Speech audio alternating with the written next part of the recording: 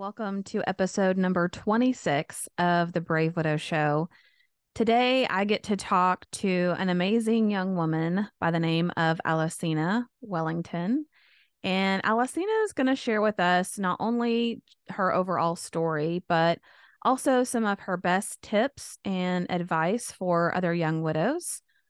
Alessina's been widowed for about 7 years now, so she has more perspective on her experience and time from when she was first widowed, and actually came across a post that she made in a mutual Facebook group where she shared some of her best tips and pieces of insights for young widows. And I was just really impressed with how beautifully she articulated them and what she shared from her heart that I just randomly reached out to her and asked her to come on the show. And I'm so glad that she agreed. So let me introduce you to Alicina. She is a widowed mother of three, a full-time legal assistant, and a God-fearing woman. If you would like to contact her, you can find her on Instagram and TikTok at Mallow_Cena206. And she has a Facebook group for Christian widowed parents. And we'll have all of the links to her social media and ways that you can find her in the show notes. So don't worry about writing that down. If you're driving, we'll make sure that it's in the show notes wherever you may find this podcast. All right, let's dive in. All right, guys, welcome back to another episode of the Brave Widow Show. Today, I'm here with Alicina, and I'm so excited for you all to get to hear her story and some of the insights that she has for other widows. So, without further ado, why don't you go ahead and introduce yourself and tell us a little bit about you?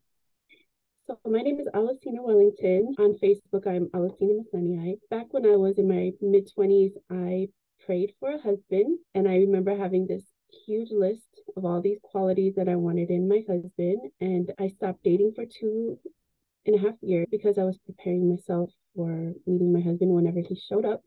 And then God just brought him into my life. And back in 2004, we got married, and we had not later, like a year later, we ended up having our first child. And then we had our son and then our two daughters in the span of our marriage. And then the last year that he was with us, he was diagnosed with renal failure and due to diabetes. And he ended up passing away in January 2016. And at that moment, we were broken, shattered. So that's pretty much what brought me to this widows group. I am Polynesian. I'm half Samoan and half Caucasian. My mom is Caucasian. My dad is Samoan, and my husband was full-blooded Samoan. So we have a very strong Polynesian culture. You don't really talk about widowhood too much in our culture. So it was kind of hard for me to kind of gain insight from anybody. And depression isn't something that you talk openly about in our culture as well. Everyone kind of just tells you to just get strong and move forward and whatever. But I remember I found this little group on Facebook, and I was finally able to kind of connect somehow to what they were feeling. But I was still looking for some type of a perspective from a young widow with children. I remember I went to the Christian bookstore, couldn't find anything that was relatable. A lot of the books were from an elderly perspective. I went to a widow support group, and I was the youngest person in there. There were just a lot of things that kind of led me to this. And I remember feeling back then, I really wish there was a perspective from age with children, and I couldn't find it. So that's kind Yeah. of where it led me to Emily.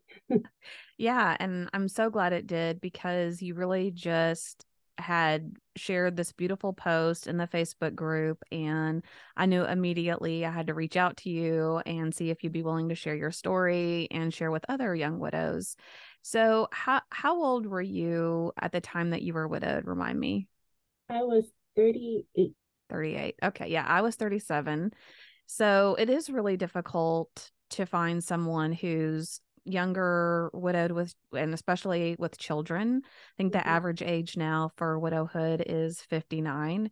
So yeah, definitely having someone in your 20s or 30s, it is hard to find others that you can make that connection with. But I was glad to see not only you must have been able to do that over time through that group to an extent, and then now you're at a position where you're feeling like you're able to share back with others what you've learned or what your experience has been. How has that felt for you? It feels kind of like I'm giving back. It feels really good. You're right. A lot of the widows were around that age, around that time. This group actually, I was really active in it in the beginning, and then I started to notice that it was starting to bring me down in my spirit. So I kind of like left the group. I also was asked to be part of another podcast through the group and a post that I shared there as well. And that was really a blessing because my kids and I got to go to Philadelphia, and it was a marriage podcast, and they wanted to know the story of how my husband and I came together. And that was a beautiful podcast. But then I just noticed that a lot of the posts that were in the widow group were starting to bring me down spiritually, and I was starting to get like frustrated. So then I was like, it was doing the opposite. So then I kind of backed off. But recently I went back on, and this time I posted things from my perspective 7 years later to new widows, and the response was overwhelming. I was pretty shocked at how many inbox messages I got from widows like asking me questions on the side. And then when I saw your post to be on the show, I was so excited. So I'm happy to share.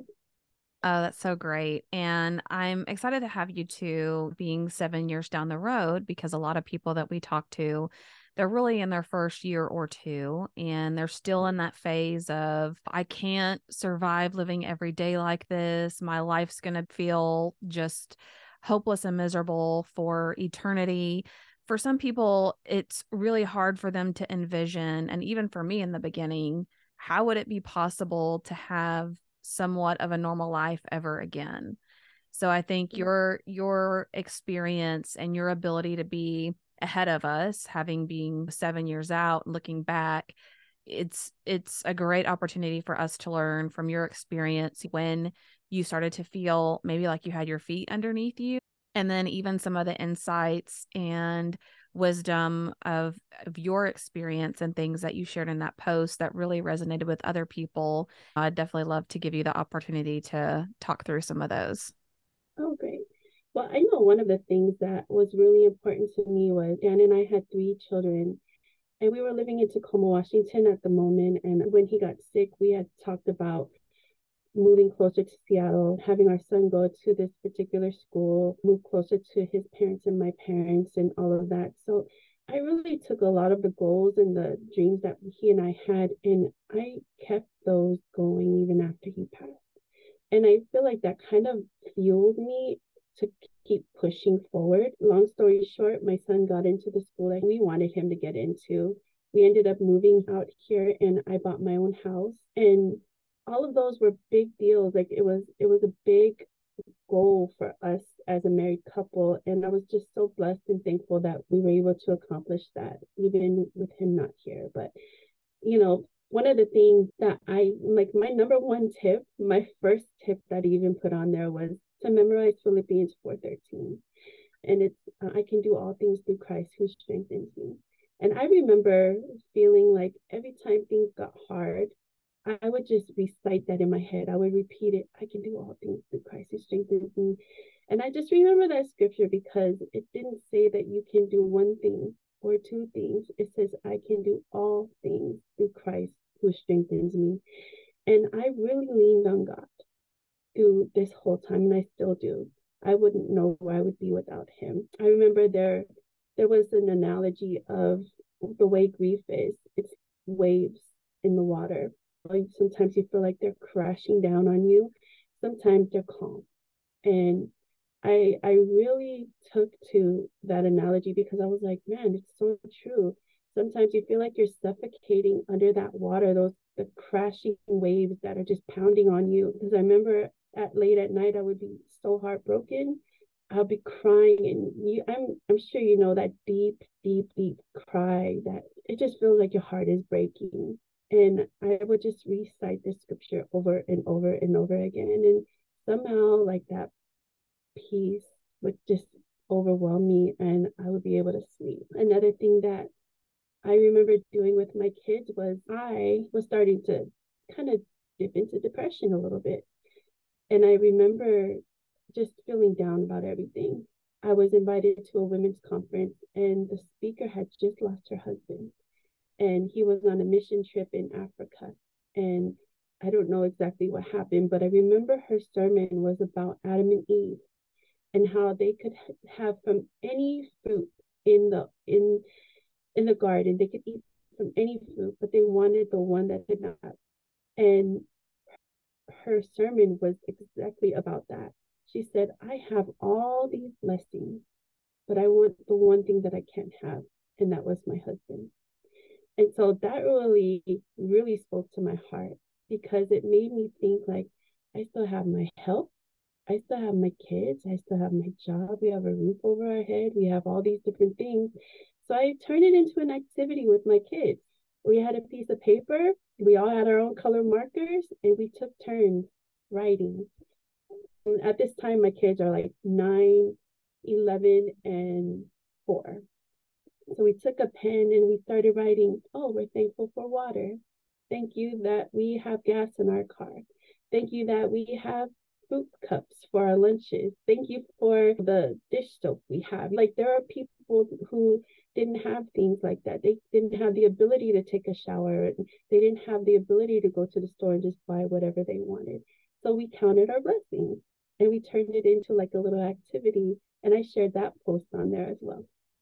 Oh, I love that's so beautiful. And I love that you shared that Bible verse and you talked about how you really had to lean into God. I know for me, a lot of what I try to tell people, people love to say, "Oh, God won't give you any more than you can handle." Or you're one of God's toughest soldiers because you're strong enough to handle this. And I'm like, no, there's nothing biblical about that. Actually, it says we're supposed to rely on God and we're supposed to trust in Him and lean on Him when we're in those moments that life is just incredibly overwhelming. And so I love that you really leaned into that and that you were able even to practice gratitude and work even with your children to say, here, we're going to count our blessings and be grateful for things when at a period of time, especially where probably a lot of people get angry and bitter and just feel an abandonment by God. I was talking with a lady actually yesterday, and she was just openly sharing that she felt like I thought God and I were good. Like we had this great relationship and we were in service to Him. And all of a sudden,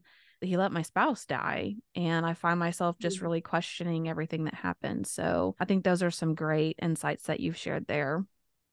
I remember feeling exactly that way in Psalms 91. And at the end of that scripture, it talks about how God saves those who love Him. And I was like so angry at God. And my pastor at the time, he encouraged me. He said, have it out with God. Share your feelings.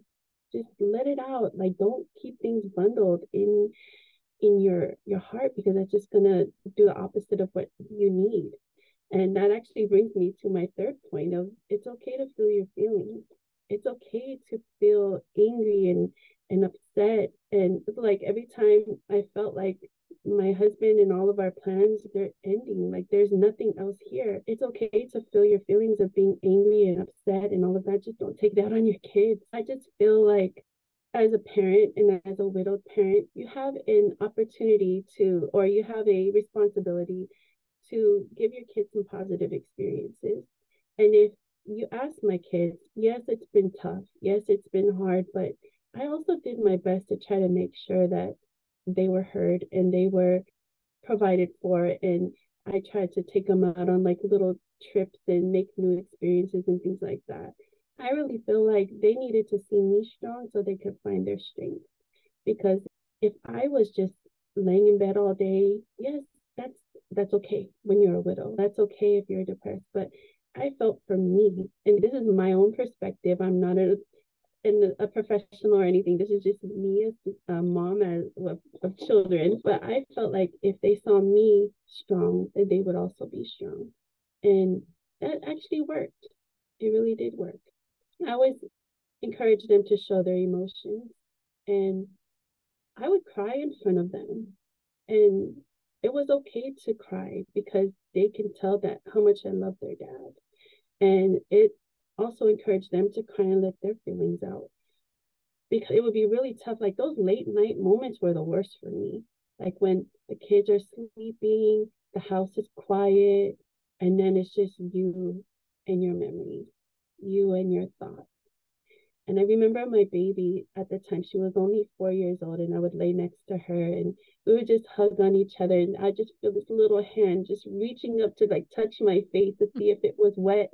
And then she would wipe it off, and then she would just pull my neck in real close and hug me tight. And it's okay, mommy, it's okay. And like now she's 11 years old and she's still that nurturing. Oh, that's so sweet. How did you, because I get this question quite frequently, but how did you find the right balance for you between being open and feeling like it's okay to grieve in front of your kids versus trying to be strong for them, telling yourself, okay, it's time to pull it together and move forward, or do new activities, or just do daily things. How did you feel like you got into a fairly good balance or rhythm of what that looks like?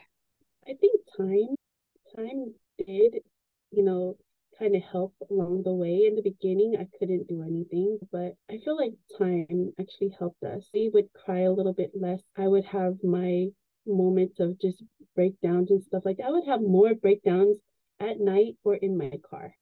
And yes, they saw me cry, they saw me feel feelings, especially when it came to the anniversaries and the birthdays, and then the thoughts of, wow, you're not going to walk my daughter down the aisle, those kind of things. You're not going to be there for our kids' graduation. Like those things would make me cry. Like, oh, it just still gets me. But I'm not sure exactly when that changed for me.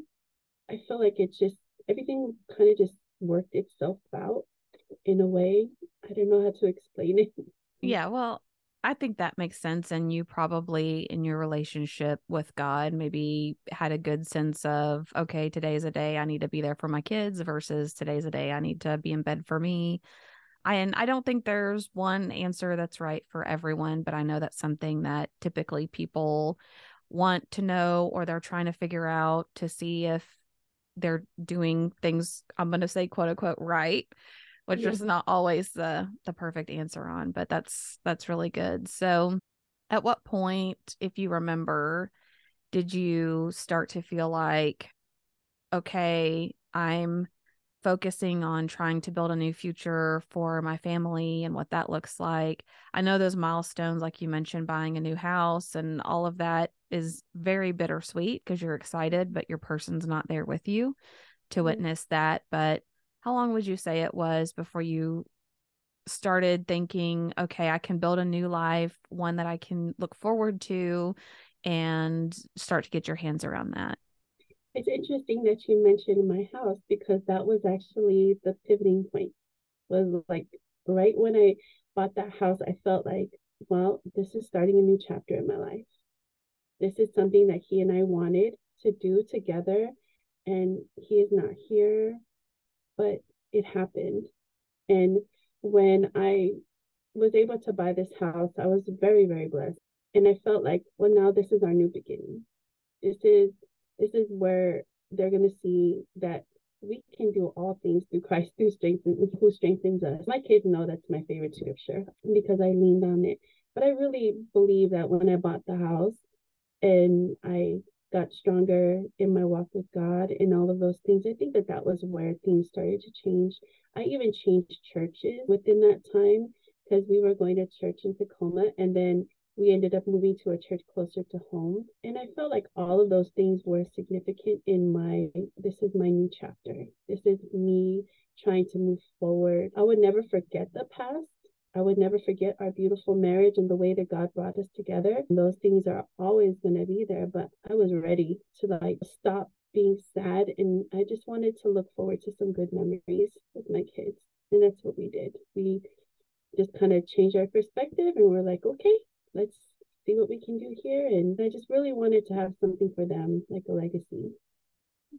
Yeah, that's great. And I know you make it sound somewhat easy. I know that it probably required a lot of just self-reflection and probably even conversations with the kids. And I know that is probably much more difficult than it sounds, but I'm really proud of you for doing that and for not just giving up hope and just saying, well, the rest of my life is ruined now because this has happened to me and my family, but believing that you can still create something beautiful, even if you don't know exactly what that looks like in the future. Yeah. Well, my kids are still young, and I'm like, I don't want them to just see me sad all the time. Like, they needed to see me happy too. And so at the time, we bought this house because we're only a minute away from my mom. And when my mom passed away a couple of years, actually 2021, I felt like we were going through this whole grief thing all over again.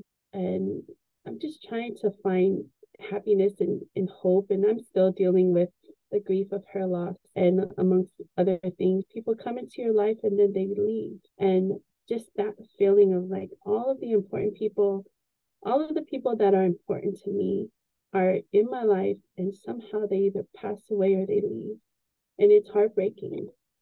So I felt like it was important for me to try to get counseling, which is another tip that I shared. So I recently started getting some counseling, grief counseling, and it's been very helpful. But one of the things that I wish I would have done for my children back then was to get them counseling, because that was one of the things my sister-in-law told me right when my husband passed. She get the kids counseling. It's something I wish I did, but I didn't do. And now I'm saying the same thing to all the other widows, like, get counseling for your kids, because it's something that I wish I did, but I didn't do. Because I think as they get older, like, my kids are teens now, like, besides my 11-year-old, and they have emotions and feelings that are just bottled up, and they don't know how to deal with their emotions. And I think had I forced them to do it when they were younger, I think they would have been better off in their teen years, and it would have been beneficial to them in their lives. Yeah, that's so important, that opportunity to do counseling or coaching or therapy. And when I'd lost my husband, I enrolled all of mine in counseling, and one or two are still involved, and the others only attended for a few weeks. But I felt like it was at least important to try that. Yeah. And it's hard to know what's going to be helpful for each child. And then you have the preteen years and the teen years where they don't want to talk about their feelings. They don't want to be vulnerable and open anyway. So those are definitely some tricky waters to navigate. Do you Sure. feel like, because it sounded like early on you had a pretty good relationship with the kids where you were openly talking about maybe some of your feelings, or that you were willing to cry in front of them? Is that something that, as a family, you guys can still talk about? Or do you think that now it's more they don't want to think about it or talk about it, and that they start to grieve a little bit differently? Yeah, we still have, so in my family, one thing that we did when my husband was still alive is we would have family prayer time, and we would do our highs and our lows. So we would sit around the living room, sing a song, and then we'd talk about the high points of our day and the low points of our day. And then we would, like, read a scripture, like, do a little mini Bible study and all of that. So every once in a while, when I'm starting to notice the attitudes are just flaring around here, I will just be like, you know what? We haven't had our family time lately. Let everybody come to the front. And just me pulling them to the front, they're already like mad, because they're like, oh gosh, another lecture from mom and all of that. But they know that I mean well. And when I do that, I'm sensing that we need time with God, because we are just attacking each other, and we need to be able to talk. And a lot of times I'm like, so how are you guys doing? The main answer is good. And I'm just like, oh, it's so frustrating. I wish they knew how to speak and communicate well. But, you know, when it comes to grief, I'm like, hey, so how are you feeling? How's school? Can we get counseling for you? Nope, I don't want to talk to anybody. I'm like, oh, okay, I get it. Like, I should have did this way earlier, but so now I'm like kicking myself. But, I have a beautiful relationship with my kids still, even to this day. And son is about to graduate, and it's a lot of excitement surrounding that day for him. So I just want him to be happy and trying to give him all the parenting tips and tricks I can while he's still listening to me. And my daughters, they're also learning at the same time, so they'll be well equipped when it's their time as well. Hopefully I answered your question, but it is kind of difficult to talk to them about grief when they don't really want to talk about it. It's just like, I'm good. So I'll put them with like a family pastor or their youth pastor or someone to try to hopefully they like pull it out of them. But my kids are really quiet into themselves and they deal with their feelings on their own. And so far they're still alive. Thank God for that. And everybody's happy. Yeah, I completely understand. And it's like if I'll directly ask my kids about it, they don't want to talk about it. But if I try to share things that their dad liked, or we go to places that he liked to go to, or we just try to talk about him almost like he's still here. So I think to your point, maybe it's a combination of those kinds of things. And then also just kind of gauging how they're acting or growing or blossoming. And I've definitely experienced lots of ups and downs as my kids have started to go through those teenage years. And one thing that I learned I've been taking classes to be certified in grief coaching. And one of the things that I've learned is, especially with maybe they're depressed, maybe they're having just a really hard time. And it just seems like you're constantly having to be on them for whatever reason is sometimes they just need to be loved really hard to the point where you're just loving them and validating them and letting them know that you're not going to be someone who leaves them and you're there for them. And sometimes it's just very counterintuitive because we think, oh, well, if you're going to misbehave or not act a certain way, then there needs to be a punishment or reciprocity or something that happens. But sometimes people just almost need the opposite of what we think needs to happen or what we would typically think about. So it is tough. There's no parenting manual.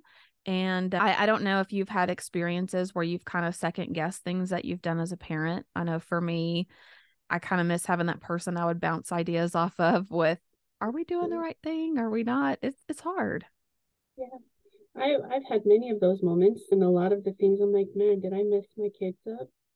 Like, did I ruin them because I didn't do this or I didn't do that? Or am I overly pouring out on this end and not enough on this end? Like, I second guess myself all the time. I miss having that person to bounce my ideas off of and talk to and let somebody else be the bad guy instead of just me all the time. I miss that. I miss all of it. But I know that we had our time with him, and even though it was short, it was only 11 years for my son.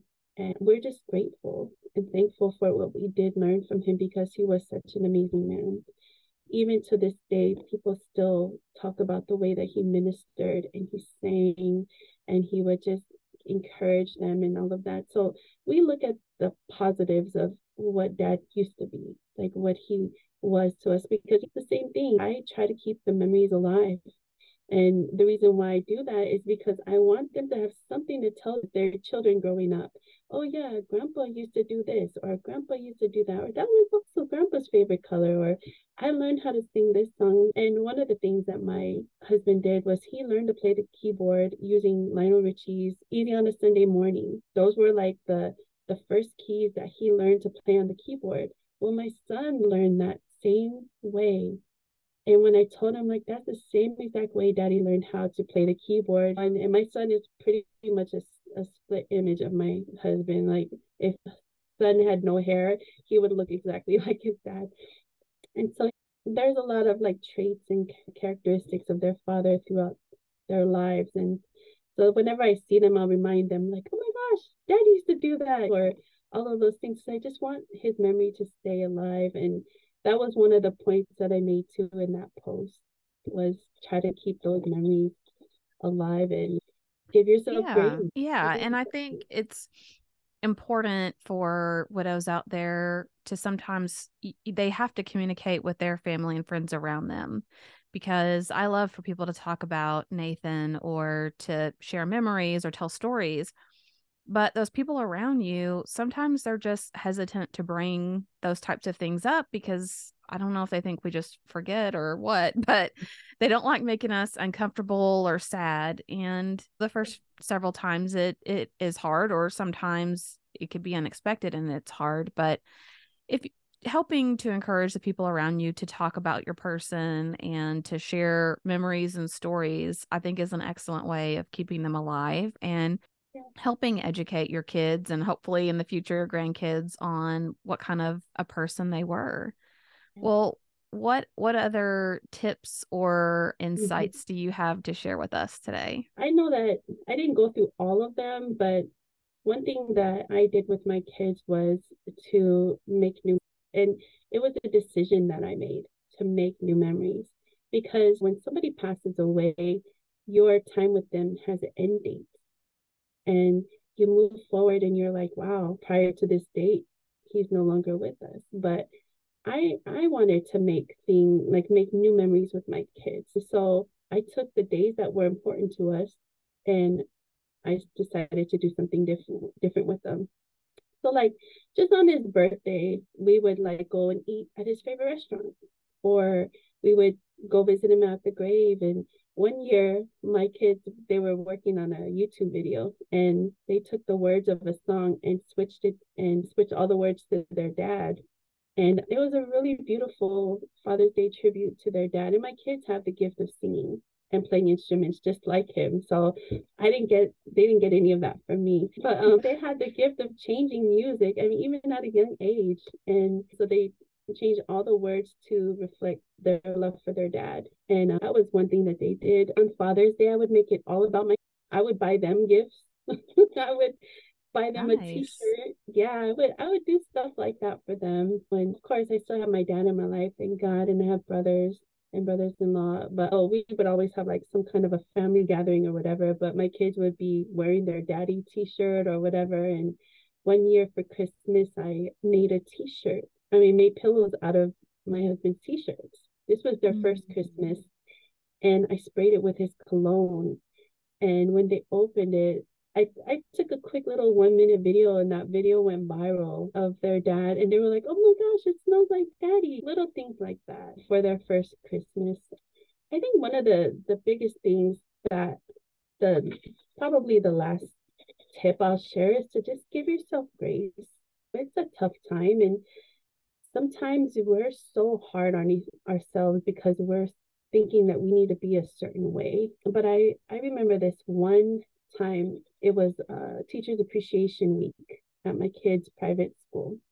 And I had already had a hard time getting there on time. And this time I had to get gifts for the teachers, and we forgot them. And I just remember being in the stairwell, and this one lady told me, why are you so hard on yourself? And I was like, because I forgot the gifts. Like, I'm around all these perfect parents with their perfect lives, with their perfect marriages. And here I was trying to do it all on my own and still trying to keep up to that level of perfection, even if I'm doing it all by myself. And she just stopped me and she prayed for me in the stairwell. She said, you need to give yourself grace. You got your kids. You're doing a great job. You remember that it was Teachers Appreciation Week. She goes, I don't even remember that. And I was like, wow. And she was like, Teachers Appreciation Week is all week. It's not Monday. So I was like really hard on myself because I didn't have a gift for the teachers that day. But her telling me to give myself grace and to love myself was my biggest takeaway from that, because sometimes we can be so down on ourselves that we're also an example to our children. When you're down on yourself, they're going to be down on themselves for the littlest things. And that's not the type of example I wanted to be to my kids. So that was my biggest takeaway from that conversation with her, and I'll never forget it. I love that. And there's just so many good things there. We live a lot on social media, which is always the perfect image of people's highlights from their life, or at least how they want to you to perceive their life is. And so it's easy to compare to that. And especially when you're grieving, especially that first year or two, I mean, my brain still doesn't function at full capacity of what it did before. And so it's really difficult to be able to give yourself grace and to minimize expectations for yourself. And it's a very humbling experience for some of us. Well, thank you so much for coming on the show today and just sharing your experience and sharing some of the tips and insights that you have for other young widows. And would you mind sharing, if people want to follow you on social media or people want to find you or reach out to you, the best way to do that? Yeah, so I have Instagram, and my Instagram handle is Malosina. So it's ALOINA 206. That's my Instagram. And then on Facebook, I am Alosina Masani.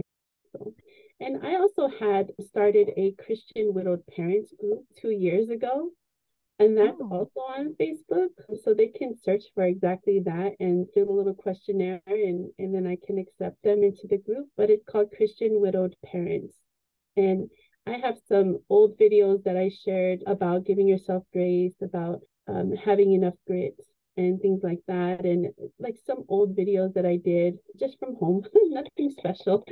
But oh, one last thing I do want to share is on your anniversary, like on our anniversary, our wedding anniversary, one of the things that I did that I thought was huge was because that's a day that you celebrate just for yourself. I mean, you and your spouse. That's a hard day to celebrate because nobody else cares about it except you, right?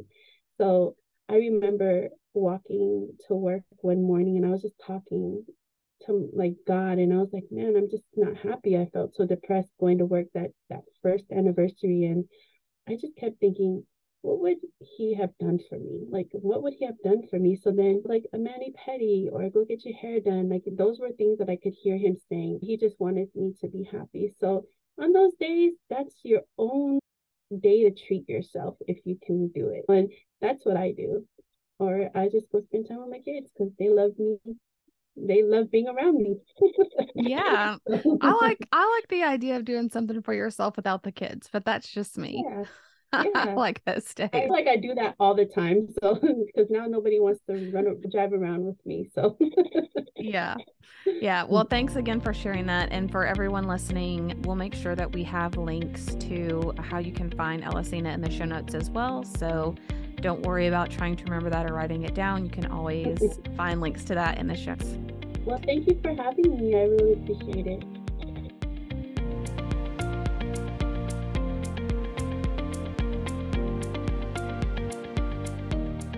Hey guys, thank you so much for listening to the Brave Widow podcast. I would love to help you take your next step, whether that's healing your heart, finding hope, or achieving your dreams for the future. Do you need a safe space to connect with other like-minded widows? Do you wish you had how-tos for getting through the next steps in your journey, organizing your life, or moving through grief? What about live calls where you get answers to your burning questions? The Brave Widow membership community is just what you need. Inside, you'll find courses to help guide you, a community of other widows to connect with, live coaching and Q&A calls, and small group coaching where you can work on what matters most to you. Learn how to heal your heart, find hope, reclaim joy, and dream again for the future.